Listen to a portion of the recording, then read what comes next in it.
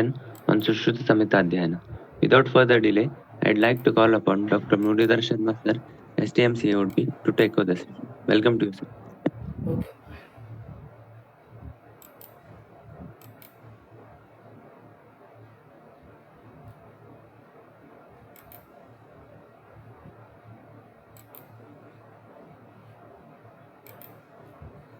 Next is about the udaranidana.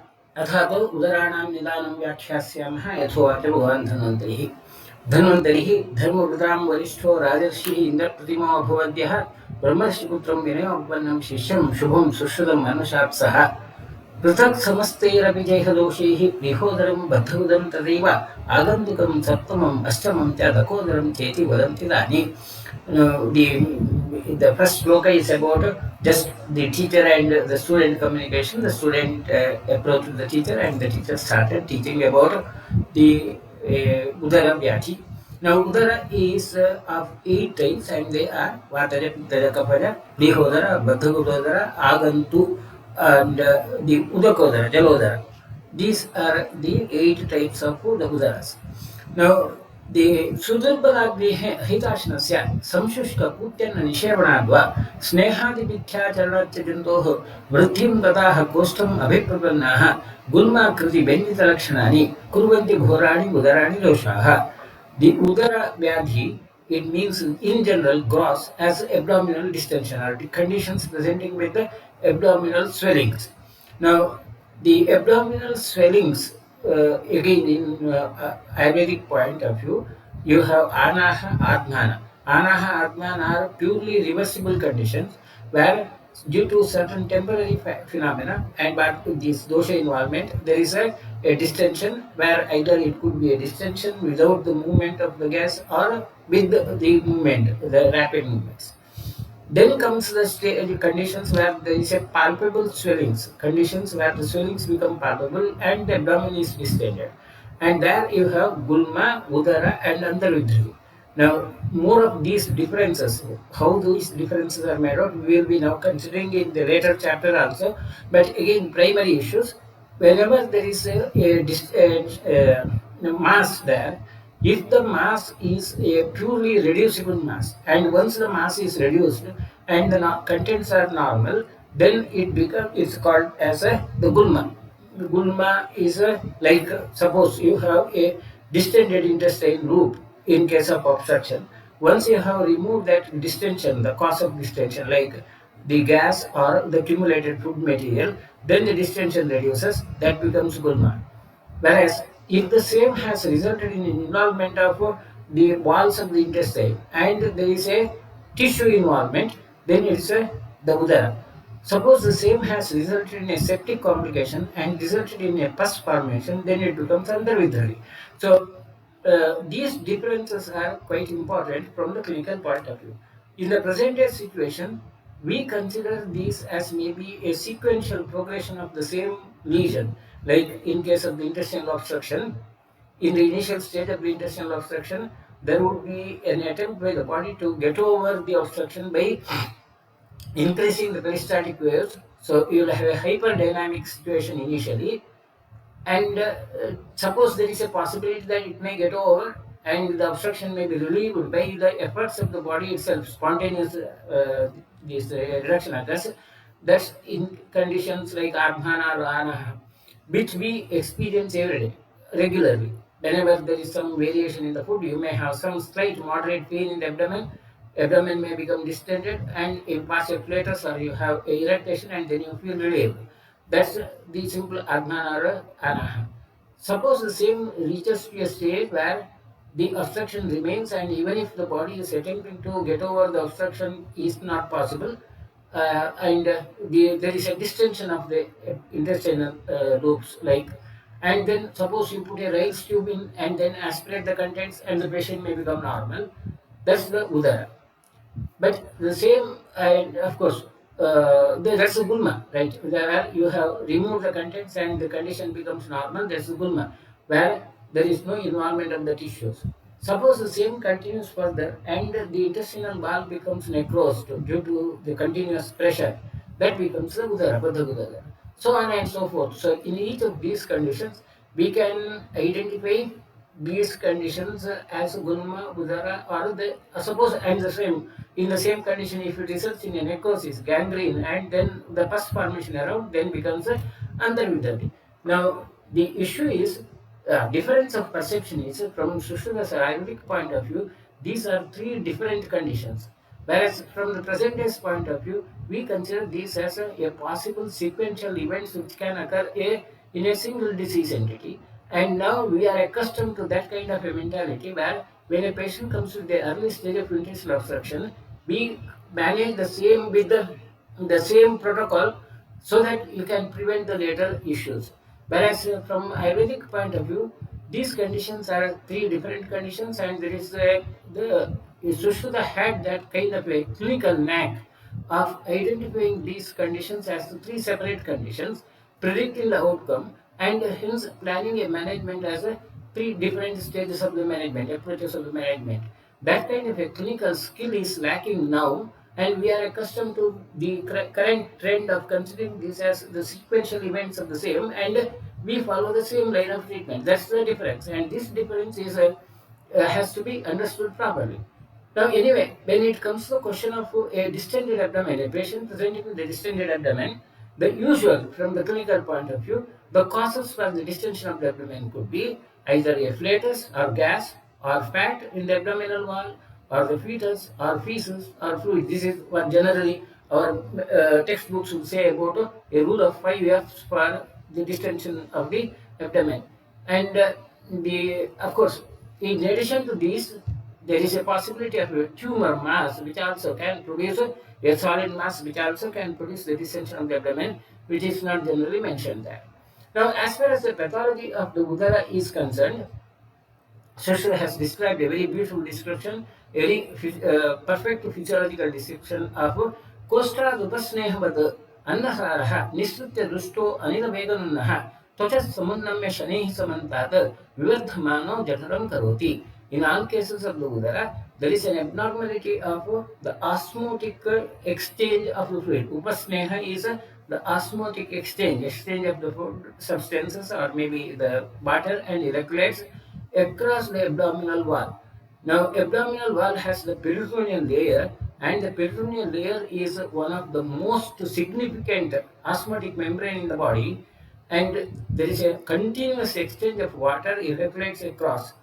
We consider the intestines as a major absorptive area, and the intestines are the major sources of the absorption of the food.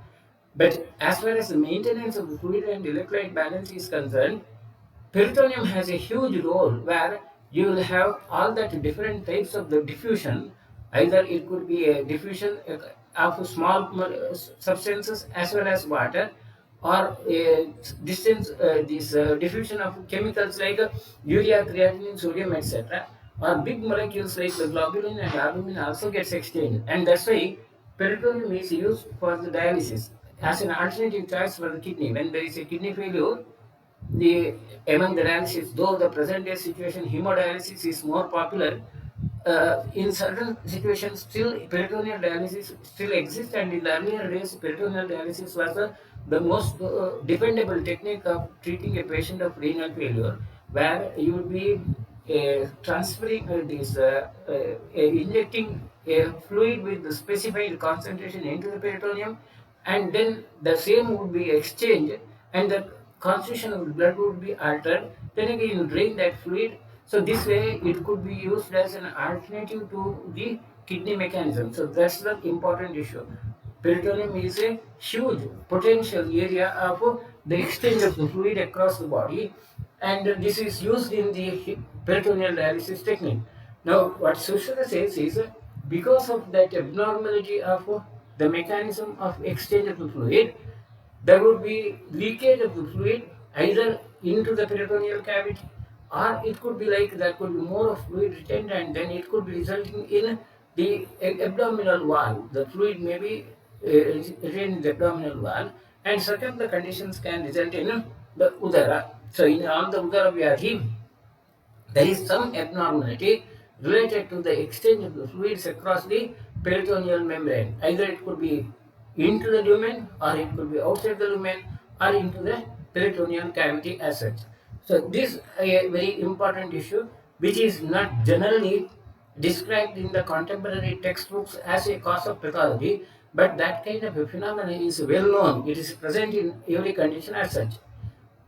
Now, whenever there is a patient presenting with a distended abdomen, one of the important these issues which you have to do in clinical examination when your patient comes in, the examination would be identifying the area of distension, like whether it's localized or whether it's a generalized. Now, what Sushruta has mentioned is a samantad vivardhamana. When the distension occurs throughout the abdomen, or it could be samunamya, it could be localized. So when the Udaram patients comes in, patients presenting in the distension of the abdomen, the important thing which you have to do is whether the abdomen, this distension is uniform or whether it is localized, and if it is localized, whether it is symmetrical or asymmetrical. Suppose the general basic rule of assessing these conditions are, if there is a symmetrical central abdominal distension around the umbilicus, then it could be suggestive of distension due to the small bowel obstruction, that is small intestinal obstructions. If the flanks are full, then it could be due to the fluid, ascites. If it is generalized throughout the abdomen and the whole abdomen has taken a shape of ball, it could be either fat or colonic obstruction. Fat is may be considered as a physiological occasionally. Now, whether it has to be limited, exactly defined as physiological or otherwise, again, argument. But fat, which is not a abdominal disease as such.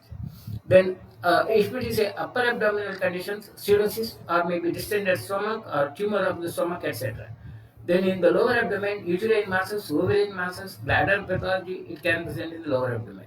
If it is asymmetrical and the swelling is more on the left side, it's usually splenic or left renal or other tumors which could be present, or volvulus also on the left side. Right-sided renal mass or liver mass or other right-sided conditions also can present with the localization. So one of the protocols of examination of a patient presenting with the distension, or the primary this assessment of the patient presenting with the distension abdomen conditions would be whether the lesion is localized or not.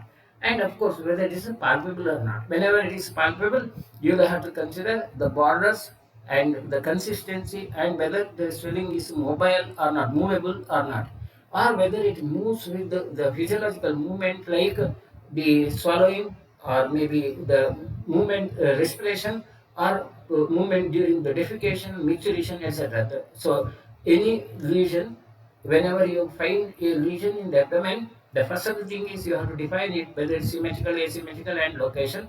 The next is whether the borders are palpable or not. You'll also have to consider the consistency, like whether the consistency is uniform, firm, hard, or so on. And then the other is whether there is a spontaneous movement, like pulsations, or whether there is any transmitted movements which occur along with the physiological activity like swallowing or maybe the defecation, micturition, breathing, and so on. And based upon that, you decide like which is the origin of the swelling. Now, further, we go ahead with what Sushil has mentioned. तत्पूर्वपूर्वं बलवर्णकांक्षा वली विनाशो जठरे राज्यः जीर्ण अपरिज्ञानं विदाहवत्यव वस्तु उरुजः पादकदश्च शोभः. The common initial most symptoms of abdominal pathology are the Balavarna Kanksha, general debility, and the distension of the abdomen produces a typical appearance of the abdomen where you will not see those folds as such. And of course, if there are more folds, that's usually suggestive of fat. If it is no folds, then it could be suggested of intra-abdominal pathology, either general growth. And Jatari Rajya is the line like cracked surface, as in case of pregnancy you will see that striae, the line like appearance, striae gravidarum in pregnancy, and striae can occur even in case of ascites like condition because of the abdomen wall becoming stretched. The collagen tissue of the subcutaneous area may get ruptured, and later on when it heals it may produce a mild scar like appearance. It's actually a scar but not thickened scar, which is not palpable but visible. There could be a change in the color, and that's the sign of distension of the abdomen. and that's the Rajya. Raji is the same, the striate.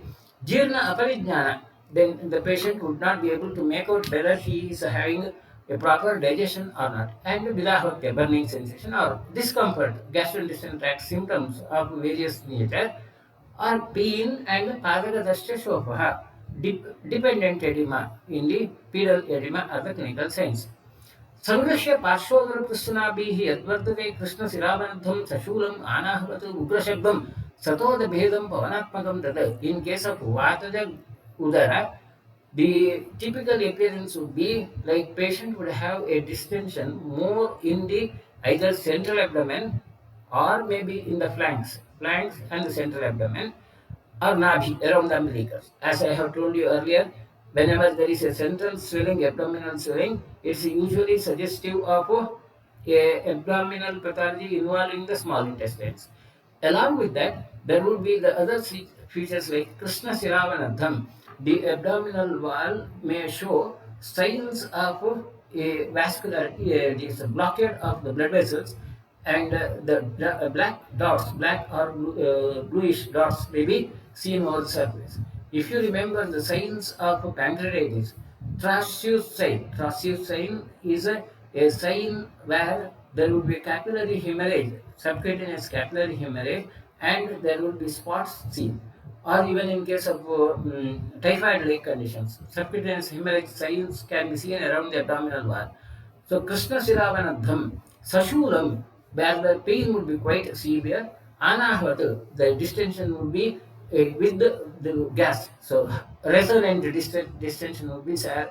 Ugra Shabdam, there could be even sounds produced, and severe Toda Bheda, acute pain is characterized. Now, exactly the clinical symptoms, exact pain, that severe pain and distension in the abdominal area, central abdomen, and the trustee sign is seen in pancreatitis. Pancreatitis is almost the exact, I don't say only pancreatitis, any other inflammatory pathology of the abdomen resulting in the conditions of a distension of the abdomen can be considered as the Vataja Udara, like cholecystitis, appendicitis. In these conditions too, it can present with the distension of the abdomen and the vomiting or so on, pain, and now whether they have to be considered as Shula or Udara. This is the question. Appendicitis, primarily it's a Shula. I would consider that as a Shula. But same appendicitis patient presenting with a partial obstruction and then distension of the abdomen, then it is the Udara. So it's not that every patient of appendicitis I would consider as Udara or the other way. Primarily it's a Shula, and Shulas, when we go into the detail of Shula, Nidana of Shula, you'll come across that part. A Shula can result in Gulma and Udara, or Gulma can result in Shula and Udara. These are exchangeable, or rather can be seen as such. Now, that's exactly the point. So we need to consider this way. Now, whenever a patient presents with the abdominal pain, and when the distension occurs in the similar some areas, like what are the different causes? Again, the same picture which we have discussed earlier in a diagrammatic fashion. When it is the distension is in the central area and the umbilicus is still deep, is usually an inflammatory pathology like pancreatitis. If the umbilicus is flat and then the whole abdomen is distended uniformly, it is a fat as such. If the lower abdomen is distended, then it's suggestive of a bladder obstruction or maybe a pregnancy or maybe uterine masses. If the umbilicus is protruded, there is a distension and umbilicus is protruded. Other than that of the umbilical hernia, it could be a sign of ascites, presence of the fluid in the abdomen. And if the abdomen is flat and scaphoid, like deep inside, then it's suggestive of the conditions like malnourishment. If there is a distension of the upper half, then usually due to either pancreatic cyst or maybe the pathology of tumors, different tumors as such. So these are all the different features which you have to examine.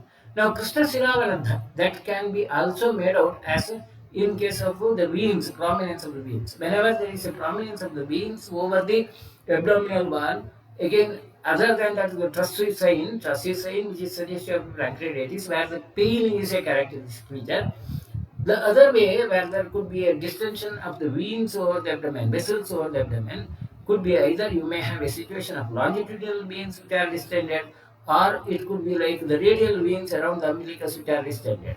If the longitudinal veins are distended in a patient of abdominal on the abdominal wall, it's always suggestive of a intra-abdominal pressure condition which produces the pressure over the inferior vena cava. Because the inferior vena cava is pressed, the blood tends to flow through the other alternate pathway of the inferior epigastric vessels to the superior epigastric vessels, and that's why the veins become distended. So whenever there is a longitudinal vein distended, there is a condition where there is some compression of the inferior vena cava, and mostly it is the tumors, mesenteric tumors. Usually the mesenteric tumors are other swellings which can produce a compression of the inferior vena cava. Direct interpretation is there is a compression of the inferior vena cava, whether it is a tumor or whether it is the other way, like maybe a stricture or so on. That has to be assessed by the clinical history. If the radial veins are distended, that's always a sign of a hepatic pathology, hepatic failure, like portal hypertension. In a case of portal hypertension, the umbilical vein and the tributaries of the umbilical vein, which normally get obliterated in the later half of life, they may become abnormally distended, and hence that's another of the important clinical sign. Krishna Siravanantha, when you have a abdominal distension with the vessels prominently seen over the body, over the abdominal wall. Either it could be a trossic sign, or there could be subcutaneous hemorrhagic spots, or it could be, as in case of the intra-abdominal mass conditions or portal hypertension conditions, which you need to assess. Then the pittaja udara. Yachosha trishna jvaradahyuktam pitam siraha bhanti cha yatra pitaha. Pitaakshi Vinmutra Nakhanasya Pittodaram to Atirabhivruddhi. In the Pittaja Udara, the important is the whole course is rapid, and the patient would have a significant clinical symptoms of the toxemia, fever, burning sensation, etc. And there could be yellowish discoloration. Now, patient presented with yellowish discoloration, usually it's the jaundice. Now, I'm not saying that it's always a jaundice. Majority of the conditions is about the jaundice. Now, clinically, the jaundice could occur due to multiple causes, like it could be the hepatitis, inflammatory pathologies, it could be an obstructive pathology, or it could be due to the hemolysis. Now, when it's a result of inflammatory pathology, then it's obviously presenting with the clinical symptoms like the fever and then comparatively rapid. In obstructive pathology, it's not the rapid conditions. It could be gradual, progressive clinical symptoms tend to occur. Whereas hemolytic jaundice, the whole clinical picture would be something different. Now, when we come to the question of Pitta Udara, there is another of the important issue, Yakratodara. We will come to that part. Yakratodara, the details given in the summit are very little, like virtually. It's only the comparison of Prihodara to the Yakratodara, that the description is very little. The important point otherwise is like in case of the Pitta Udara, you have all the clinical features of a hepatic failure, acute conditions. Acute hepatic failure could occur due to mainly inflammatory, like viral infections, which are quite common. Other than that, it can also occur due to the poisons, like drugs, or maybe it could be like diseases like fatty liver changes of pregnancy, or Wilson's disease, lymphoma, tumors, and so on. The clinical signs of acute hepatic failure again can result in involvement of multiple organs. Almost every organ also could be involved. So you will have this clinical signs seen throughout the body, including that of the brain, where there could be hepatic coma or lung pathologies, and the cardiac conditions, and so on. So all these clinical symptoms could be which are where the patient would have Chosha, Trishna, Jara, Daha could be the signs of a hepatic failure. So it's not only the viral infections, it could be all that. Now a simple viral infection I would consider as a Pitta Jara, whereas other conditions other than that of the viral infections, where the condition pathology may be irreversible, prognosis is poor, I will consider this as a Pittaja Udara from the practical clinical point of view. More of that part discussion, we will have more opportunities to discuss about that. Then in the Kaphodara, Yachitalam Shukla Shiravanadham, Guru Stiram Shukla Nakhananasya, Snigdam Mahat Shofaidam Sasadam Kaphodaram Tatuchirabhivriti. When there is a slow growing mass and comparatively huge mass, then that's considered as a kapodara and comparatively painless, and there may not be raised temperature at the area. Shukla Siravana, Shushu says there is a whitish color the blood vessels, but it's not really whitish color vessels are not seen. But what we see is really a soft surfaces area. There are irregular consistency when you feel that. Now, such conditions could be quite huge. Relatively painless conditions which are present in the abdomen could be quite huge, and most of the times, many benign tumors, it's not only one. The list of conditions could be quite huge. Benign tumors of the liver or maybe occasional malignant. Benign tumors of the liver generally do not present with the jaundice till very late stages. So localized swellings of the liver, choledochal cyst, gallbladder cyst as such, or it could be even vessels in the stomach, like foreign bodies in the stomach, which also can produce the distension. Of course, splenomegaly and splenic cyst we will consider under Brihodara. Then in the intestinal obstructions also, particularly intestinal obstructions which do not result in a strangulation, recurrent obstructions, you may have that kind of a swelling. So swellings in the abdomen which can be relatively painless could be quite huge. Polycystic kidneys also can present with the swellings in the abdomen, and hydronephrosis comparatively painless. So many of these conditions can be considered as a Kapaja Udara. Then another of the very specific condition mentioned by Sushruta is Dushyodhara. And the Dushyodhara, the etiology mentioned by Sushruta is Striyaha Annapanam Nakharama Mutra Vidastavaihi Yuktam Asadhurtaha Yasmai Prayachanti Arayo Garamcha Dustam Dushi Vishasevanadva Tena Ashu Raktam Kupitashta Doshaha Kurvanti Ghoram Jataram Trilingam Tat Shita Vatabhra Samudbhaveshu Visheshara Kupyati Lakshyateja स च आतुरो मूर्छति संप्रसक्तं पाण्डुः कृशः शुष्यति तृष्णया च प्रकीर्तितं दुष्यधरं तु घोरम्.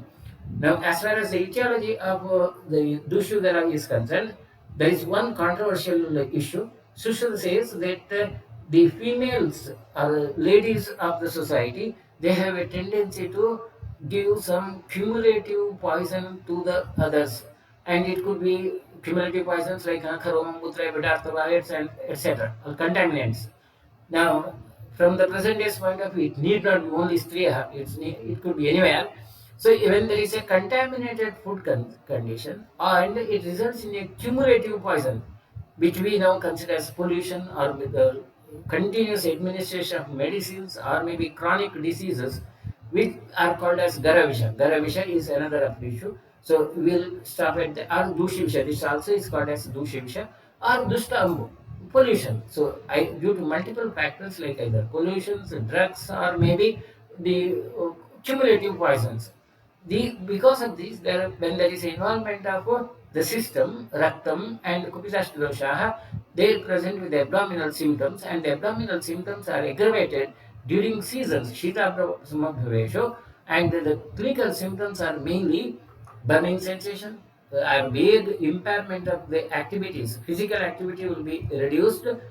He may become anemic and malnourishment and the excess of thirst, or occasionally it could be unconsciousness. Now, exactly clinical symptoms are seen are and categorized as metabolic syndromes. There is a huge group of conditions called as metabolic syndromes, and these metabolic syndromes are very common issues now. Most of the majority of the patients would have clinical symptoms like vague abdominal symptoms, irregular appetite, and so on. And the most common diseases which are associated with the metabolic syndrome are type 2 diabetes, hypertension, fatty liver conditions, and cardiovascular events. And many drugs, persons who are taking many of these drugs also can result in the metabolic syndrome like conditions. And the other clinical signs are common clinical signs which we generally see in a case of metabolic syndrome are abdominal obesity, elevated glycerides, and cholesterol level being lower, blood pressure being raised, or elevated blood pressure, either elevated blood pressure or elevated glucose level. These are the clinical usual clinical signs of making the diagnosis of metabolic syndrome. Now, these days it has become a fashion. Metabolic syndrome diagnosis has become a fashion where virtually you don't have anything to do with the medical treatment. All the treatment suggested is about the lifestyle issues like exercise and then specifying the food as such. And of course, our Siridharnia has become a perfect remedy for the metabolic syndrome now. So that part is another issue.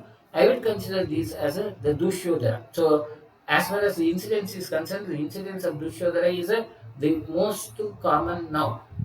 Then the next is Plihodara. Plihodaram Kirtayato Nibodha. Vilahi Abhishandi Radasi Gandoho Pradustam Atyaktam Asut Kapascha. Pliha Viruddhim Satram Karoti Plihodaram Tat Pravadanti Tajnaha. Vame च पार्श्वे परिवृद्धिमेति विशेषतः सीदति चातुरोत्र मन्दज्वराग्निः कफवित्तलिङ्गैः उपद्रुतः क्षीणबलो अतिपाण्डुः. A plihodara patient, the swelling would be in the left side of the abdomen, and it tends to gradually progress towards the opposite side. Patient may have a generalized symptoms like there would be anemia, or the patient would have a depressed look, see the depression as such, and the appetite would be lesser. He will have a low grade fever, and all the kapha pitta lakshanas are seen in case of the plihoda. Patients with the splenomegaly, the causes are many. Patients presenting with the enlarged spleen are quite common, and they are very causes are many. So it's not a single disease or single diagnosis is not possible. In general, we can categorize these conditions as different causes as either immune response or red blood cell pathology like hemolysis, hemolytic conditions, patients with immunological disorders, many immunological disorders like SLE and so on, splenomegaly may occur. Infective pathologies like typhoid, it can present with these splenomegaly. Congestive conditions as in portal hypertension. Infiltrative, where there could be neoplastic conditions, tumor conditions, so on. And the list of these diseases could be hepatic vein pathology, splenic vein thrombosis, Gaucher's disease, where there could be amyloid deposition or fat deposition, Graves' disease, where there is a hormonal pathology related to the pituitary, and the diseases like cirrhosis, portal obstructions, and abnormalities of blood cell, and patients with abnormalities of bone marrow and iron deficiency, SLD, and chronic heart failure and infections, so on. So in general, whenever there is a patient of splenomegaly, we grade that splenomegaly based upon the extent as such. When it is palpable only on deep inspiration, that's also grade 1. When it is palpable on a mild mid-clavicular line, it is felt in mid-clavicular line, it is grade 2. When it is expanded towards the umbilicus, when the spleen is felt near the umbilicus, then it's a grade 3. When it crosses the umbilicus, then it's grade 4. And when it is reaching up to the symphysis, we visit grade 5. So that's all the issue. So from the current point of view, splenomegaly may not be a single disease, and Plihodara, when Sushila mentions, it probably also represents the same, the syndromes where you will have many those conditions, and all these conditions may be considered as the Plihodara as such. Now, as far as the Vyakrapodara is concerned, now as I referred to in case of the Pitta conditions, the Sushruta has given very minimal detail. Samyatarasmin Ekatik Praduste Jayam Ekrat Dali Udaram Tadeva. And it's a paradoxical issue, like in total Samhitas, all over the Samhitas. Description of the Yakrat and Yakrat functions are very minimal. Very few sentences are seen in all the Samhitas about the Yakrat. But from the present day's point of view, whenever the Ayurvedic treatment comes in, the first choice of the treatment from Ayurvedic point of view is liver disorder. That's a very paradoxical issue. Maybe more about that we can discuss on some other situation, but it's a very interesting issue. The details of the liver and liver functions mentioned in the Samhitas are very little, the least rather, compared to any other organ of the body. The liver and liver diseases are described to the least extent. Whereas in the current situation, whenever there is a choice for Ayurvedic treatment, the people would always say for liver disease it's an Ayurvedic treatment. Anyway, that interesting. Maybe a lot of controversial issue. I will not waste time on that part.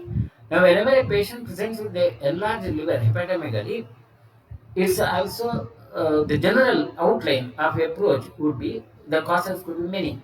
It could be infiltrative, where the patient may not have a pain, or it could be congestive, where the due to the vascular conditions, the whole liver becomes distended.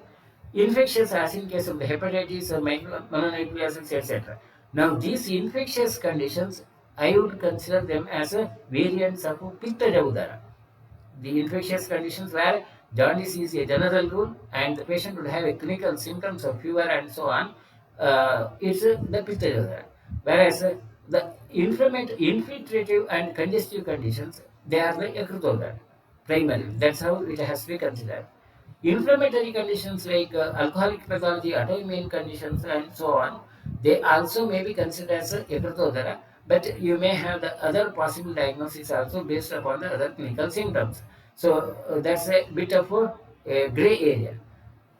In case of the infiltrative pathologies like malignant and non-malignant, in the malignant again you have primary as well as metastasis and lymphomas, so on. So whenever a patient presents with a lesion of liver enlarged conditions where the condition is painless and the surface is consistency is hard, then you would be considering a possibility of malignant and it's a generalized enlargement infiltrative pathology. If it is a localized swelling, it could be like the cysts or hemochromatosis, Wilson's disease, and so on, where the pathology may be, the borders may be irregular. When it's a generalized condition and consistency is soft and the uniform enlargement, this would be a congestive condition. So, in the congestive and infiltrative conditions, majority of the conditions, it could be a regular uniform enlarged liver, which is generally faint. Whereas in infectious conditions, except in hepatitis, other conditions, the borders may be irregular. Hepatitis, usually the borders are regular. And in these inflammatory conditions also, it could be variable. Either it could be regular or irregular as such. That's how the gross. I'm just suggesting about the gross description. Exceptions could be there. But anyway, when a patient presents with the hepatomegaly, enlarged liver conditions, these are all the conditions which you have to think of. And which of them have to be considered as ekradodara or not? It can be a controversial issue. From my point of view, I consider infiltrative conditions as the ekradodara. Then the next is about the Bhattagudara. Bhattagudara, as the name suggests, there is an obstruction to the intestines as such. यस्य अन्तरम् अन्नैः उपलेपिभिर्वा बालाश्मभिर्वा सहितैः पृथग् वा सञ्चीयते तत्र मलस्तदोषः क्रमेण नाड्यामिव सङ्करोहि निरुद्धते तस्य बुधे पुरुषं निरेति कृच्छ्रादपि अल्पं तृणाभिमध्ये परिवृद्धिमेति तच्चोदरं विट् समगन्धिकं च प्रच्छर्दयन् बद्धगुदी विभाव्यः. Sushruta has mentioned the Baddhagurudara as a obstruction produced in the Buddha part, the distal half of the intestine, produced due to intraluminal obstructions, substances which cannot be absorbed or which cannot be moved apart, like undigested food or maybe some other substances which are very sticky, or it could be indigestible substances like hairs, stone pieces, etc. So intraluminal obstructions are considered, and when they produce the obstruction, that results in what we call as the Baddha, and probably Sushruta has specified it as Buddha. But from the general now present days point of view, we need not limit only to the Buddha. All the intestines, proximal or distal half of the intestinal obstructions may be considered as Baddha. But the other issue is that intestinal obstruction can be produced due to either intraluminal pathologies, like as insoluble substances present and then producing obstruction like gallstones and any other foreign body and so on, or worm balls within the intestines, they produce obstruction lumen, which are the exact description of what Sushil has mentioned. In addition to that, we now categorize the intestinal obstruction into the other way. It could be like due to the pathology on the walls of the intestine, like a stricture producing that, or extra-intestinal, like adhesions or a tumor extending and producing obstruction, also may be considered as the intestine, or maybe a cause for the intestinal obstruction.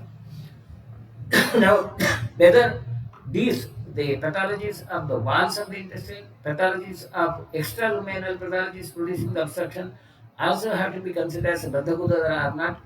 That's another you can debatable point. I would consider all of them also as the Baddha Udara.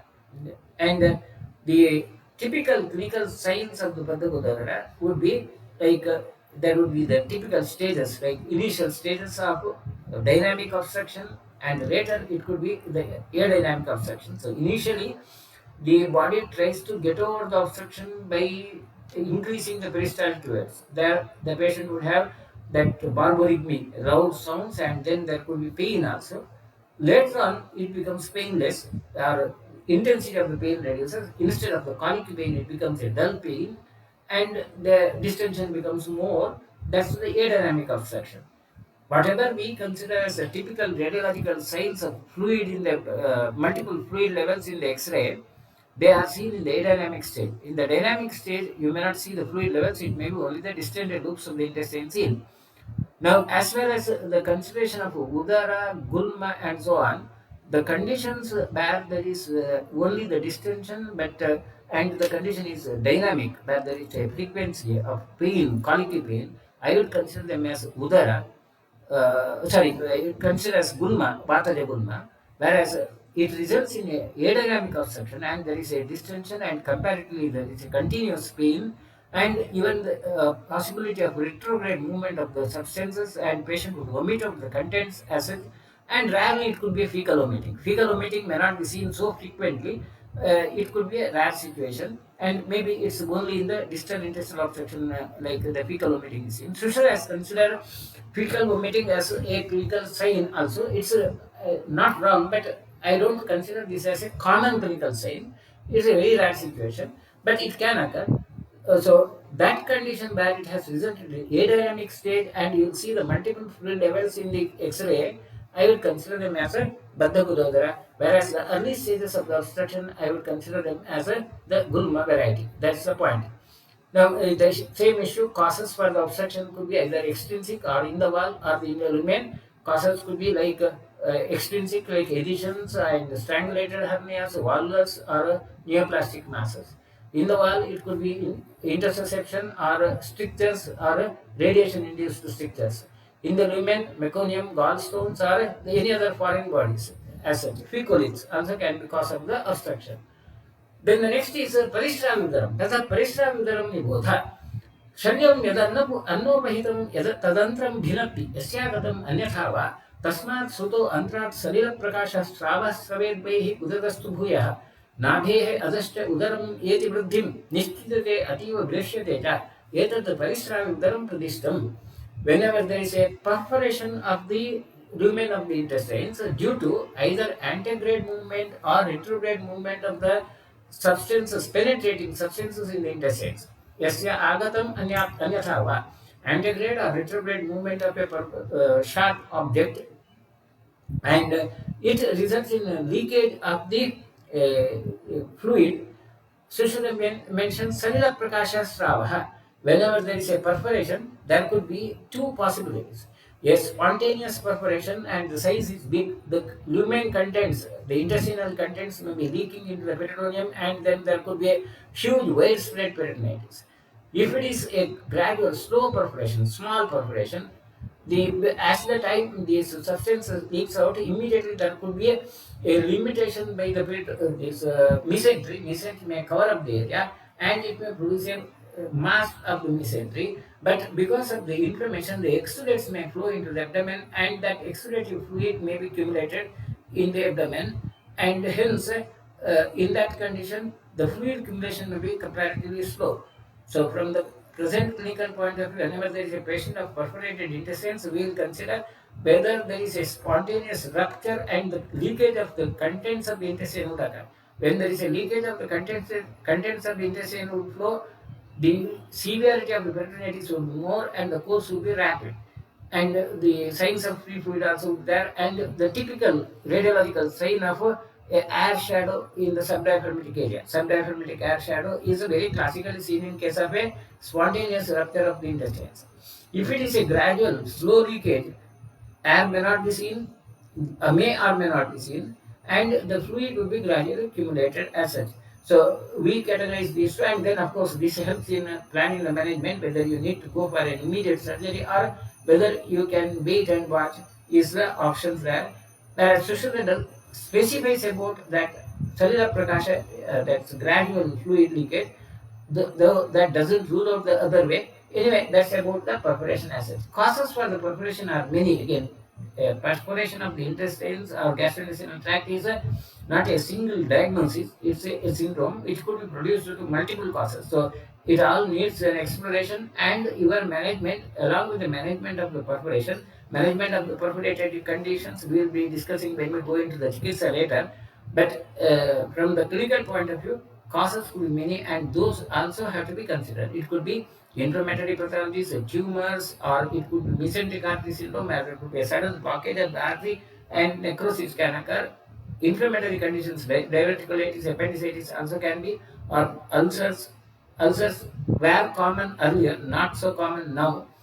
Trauma to the abdomen, penetrating or blunt trauma to the abdomen, drugs or even the drugs used in the treatment of tumors, particularly immunomodifying drugs like bevacizumab and injuries during your procedures also can result in the perforations as such. Then the last of the abdomen, the pathology is udakodara or jalodhara. दकोदरं कीर्तयतो निबोध यस्नेह पीतो अपि अनुवाचितो वा वान्तो वेत्तो अपि अथवा निरूढः पिबेत् जलं शीतलम् आश्रितस्य श्रोतांसि दुष्यन्ति हि तद्वहानि स्नेहोपलिप्तेषु अथवा पित्तेषु दकोदरं पूर्वदभिपैति स्निग्धं महत् सम्परिवर्तनाभिः भृशोन्नतं पूर्णमिवाम्बुना च यथा धृतिः क्षुभ्यति कम्पते च शब्दायते चापि दकोदरं तत् patients presenting with ascites, fluid in the abdomen. Fluid in the abdomen could be mainly of three sources: transudative, exudative, or malignant. Transudative means that there is a abnormality of the blood flow, osmotic pressure of the vessels, and hence there is a leakage at the venous condition. Exudative is inflammatory pathology which results in fluid leakage. Malignant, of course, is a sort of exudate, but it's a malignant exudate. Due to the malignant pathology, the leakage of the fluid occurs. The differences are in transudative, the protein content is comparatively lesser. Sorry, there is an error.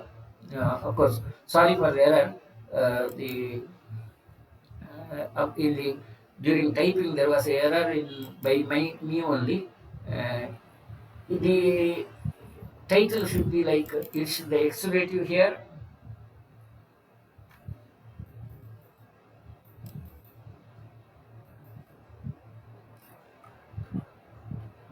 Sorry for the error. It's the exudative in the first column, transudative is the next column. Exudative fluids would have high protein content, whereas the transudative would have comparatively less protein content as such. So that's the point. So should not be misled, right? And the exudative fluid may be having a color, turbid color or pus-like, and the leukocytes can be more. Specific gravity is usually more than 7.3. Transudative would be the other way, comparatively low cell count, and the specific gravity is comparatively lower. And malignant, of course, you will have the blood stain, and malignant cells are seen. Gravity could be specific, gravity could be variable. So that's about the issues about the fluid which we see. Now, clinical signs of a fluid in the abdomen, one of the important clinical sign is the fluid thrill. When you percuss, you will see that fluid thrill moving the other way, as well as yeah, fluid thrill is when you percuss, you can see the waves on the other side, which is a clinical sign, and that's what Sushra says. Shubhyati, kampateta, kampana, that's the fluid thrill which is produced, and samparivartanabhi, inverted umbilicus. These are the important clinical signs. And the dullness or percussion, purnamiva ambunaja. These are the clinical signs as such. As well as the other causes of ascites are concerned, as well as whenever you see the patients of ascites, though there are multiple different causes, the incidence would be majority of the conditions. 78% almost patients would be seen in the liver pathology. Either it could be parenchymal liver disease, cirrhosis, or a liver failure. These are the most common conditions. Cardiovascular diseases, transitive pathology constitute around 5%. Infective pathology like tuberculosis and others, they constitute very lesser condition. So, in general, whenever it comes to question of ascites, we generally consider it as a liver disorder. This has become a general rule because it involves more than 80% of the patients whom you see. But it's not that every patient is of a liver failure. That fact has to be kept in mind. Then आत्मानं गमने अशक्तिः दौर्बल्यं दुर्बलाग्रिता शोफः सदनमङ्गानं सङ्गो वातपुरीषयोः दाहः तृष्णा च सर्वेषु जठरेषु भवन्ति. Common clinical symptoms of all the udara would be either distension of the abdomen and reduced exercise tolerance, gamane ashakti, weakness, and improper digestion, and shofah, edema, and function impairment of the functions of the body. Different organic involvement, multi-organ involvement is sadanam anganam. Sango Vatapurisha, constipation, these are the clinical symptoms. And all the udaras at one stage result in ante sarira bhavam hi bhajante jataranitu sarvanyeva paripaka tadatani vivardeyata. They may become jalodara. The fluid accumulated in the abdomen cavity is a common complication of all types of the udara.